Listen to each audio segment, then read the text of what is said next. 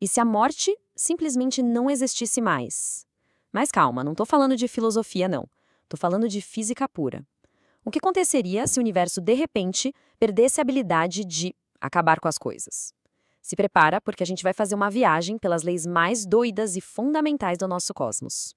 Olha, a pergunta pode até parecer simples, mas a resposta, ela vai bagunçar tudo o que a gente acha que sabe sobre a realidade.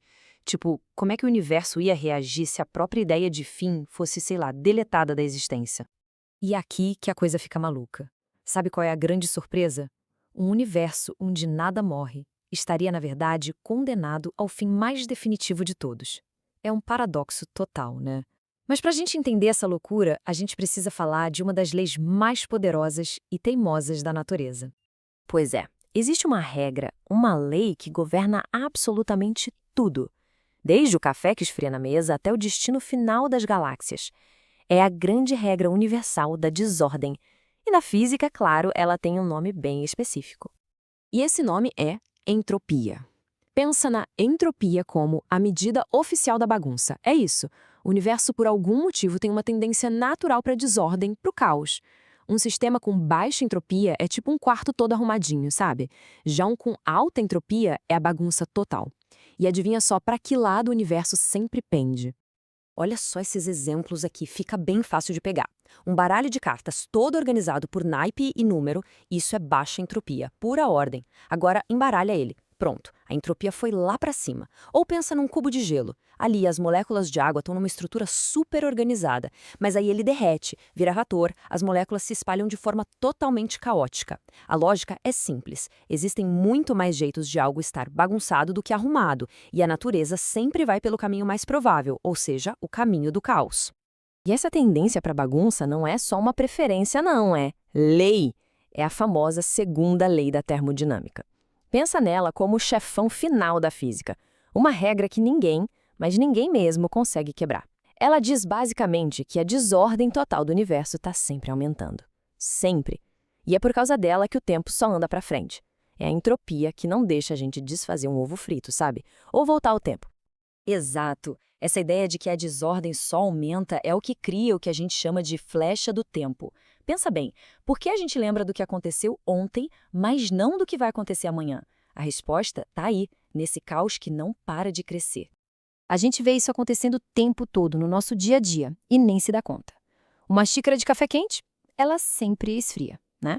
O calor se espalha para o ambiente. Um pingo de perfume no canto da sala, daqui a pouco o cheiro está na sala inteira. São processos que só vão numa direção. A gente nunca vê o calor do ar voltar todo para dentro da xícara. É a entropia vencendo, sempre. E é ela que está ditando a direção da nossa viagem no tempo. Ok, peraí. Se tudo tende ao caos, como é que a vida existe? Nós somos seres super complexos, organizados. Um ser vivo não é uma baita violação dessa lei universal da bagunça? Então, a resposta para isso é simplesmente genial. Nós, os seres vivos, somos tipo umas ilhas de ordem no meio de um oceano de caos que só cresce. Mas, para manter a nossa casa interna arrumada, nosso corpo precisa queimar um monte de energia. E esse processo gera uma bagunça muito maior lá fora, no universo, liberando calor, resíduos. No final das contas, a vida é uma máquina de aumentar a entropia do cosmos. A gente arruma aqui, mas bagunça muito mais lá fora. Agora segura, porque a gente vai levar essa ideia de entropia até o limite. Qual é o destino final do universo? O que acontece quando essa lei da desordem chegar na sua consequência máxima? Bem-vindos ao conceito da morte térmica.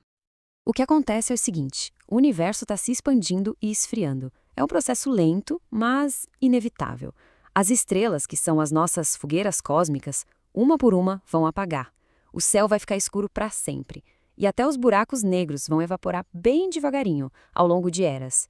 E no fim de tudo, como mostra essa linha do tempo, o que sobra? Só um vazio gelado. Uma sopa sem graça de partículas com pouquíssima energia. Esse é o ponto de entropia máxima, a desordem total. Tudo completamente espalhado, sem nenhuma estrutura. A temperatura é a mesma em cada cantinho do universo. É um equilíbrio perfeito, sim, mas é também a parada total, a estagnação completa. Pensa comigo. Para qualquer coisa acontecer, precisa ter uma diferença.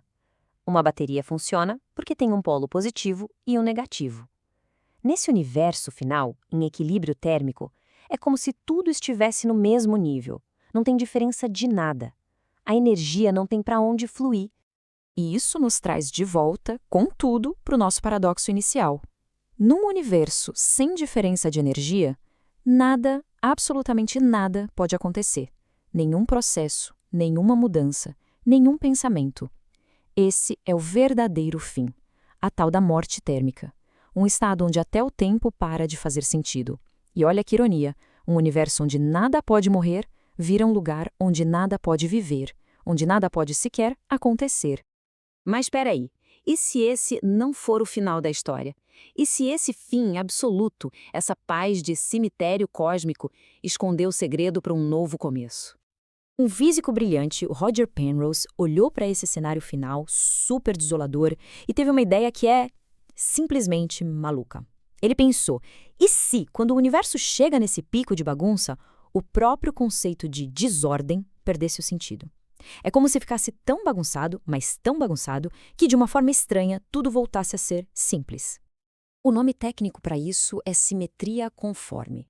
Para entender, imagina uma tela toda pintada de uma única cor. Se você der um zoom num pedacinho minúsculo dela, o que você vai ver? A mesma cor. O pedacinho é igual ao todo. A escala, o tamanho, simplesmente não importa mais.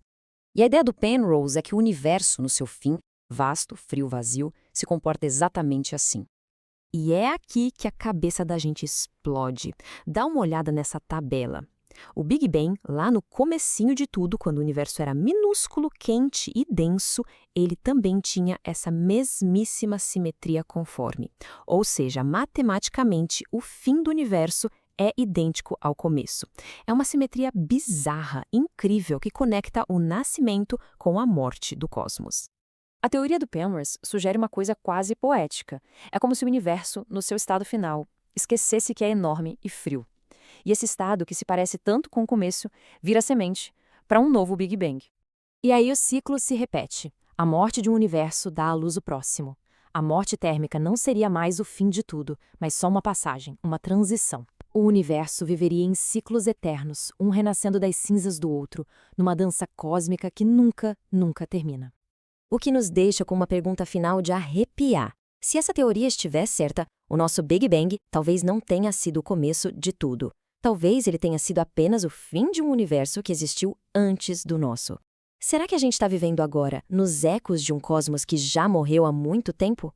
Fica aí a pergunta para tirar o sono.